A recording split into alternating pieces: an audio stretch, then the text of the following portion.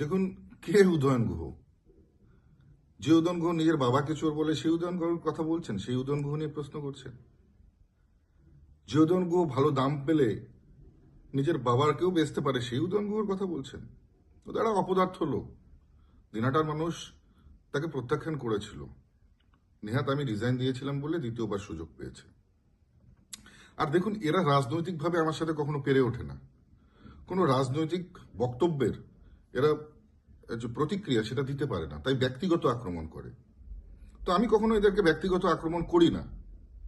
কিন্তু আমি যদি বলি যেই charity begins from the home, এই অপদার্থ উদয়ন গুহ আগে নিজের ছেলেকে সামলাক। সারাদিন ইয়াবা খেয়ে ঘুরে বেড়াচ্ছে। আর এই গাঁজা টাজা খাওয়ার অভ্যাস বোধহয় ওনার আছে, তাই কোথায় কি গাঁজা খেলে কি স্বাদ সেটা উনি ভালো বলতে পারবে। আজকে যে বাবাকে নিজের অপমান করে তার সম্বন্ধে কি বক্তব্য রাখবো? আর সবচাইতে বড় কথা যে বারবার আমরা বলেছি 450 কিলোমিটার আনফেন্সড এরিয়ার কথা। কোথায় সেটা তো বলতে পারছে না। একবারও তো সেদিনের মঞ্চ থেকে সেই বক্তব্য কেউ দেয়নি।